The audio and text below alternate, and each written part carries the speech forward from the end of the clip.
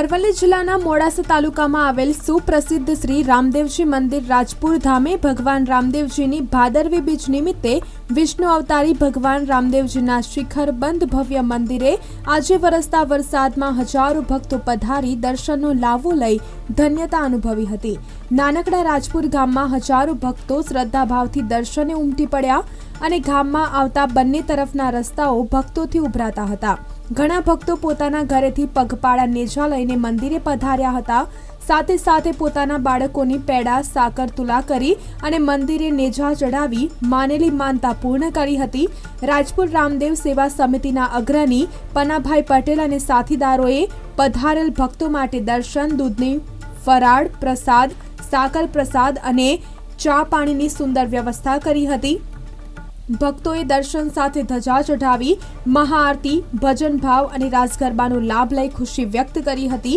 રાજપુર ગામે હવે આગામી ભાદરવા નોમના રોજ ખૂબ ધામધૂમથી નેજા ઉત્સવ ઉજવવામાં આવનાર છે, જેમાં સર્વે ભક્તોને પધારવા વાયક આપવામાં આવેલ છે।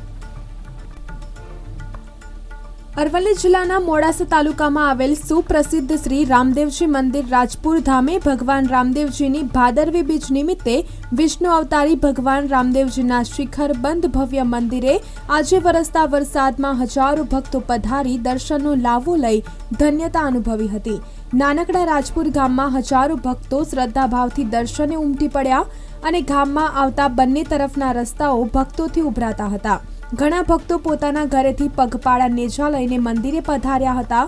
સાથે સાથે પોતાના બાળકોની પેડા સાકર તુલા કરી અને મંદિરે નેજા ચડાવી માનેલી માનતા પૂર્ણ કરી હતી। રાજપુર રામદેવ સેવા સમિતિના અગ્રણી પનાભાઈ પટેલ અને સાથીદારોએ પધારેલ ભક્તો માટે દર્શન, દૂધની ફરાળ, પ્રસાદ, સાકર પ્રસાદ અને ચા પાણીની સુંદર વ્યવસ્થા કરી હતી। ભક્તોએ દર્શન સાથે ધજા ચઢાવી મહાઆરતી, ભજન ભાવ અને રાસ ગરબાનો લાભ લઈ ખુશી વ્યક્ત કરી હતી। રાજપુર ગામે હવે આગામી ભાદરવા નોમના રોજ ખૂબ ધામધૂમથી નેજા ઉત્સવ ઉજવવામાં આવનાર છે, જેમાં સર્વે ભક્તોને પધારવા વાયક આપવામાં આવેલ છે।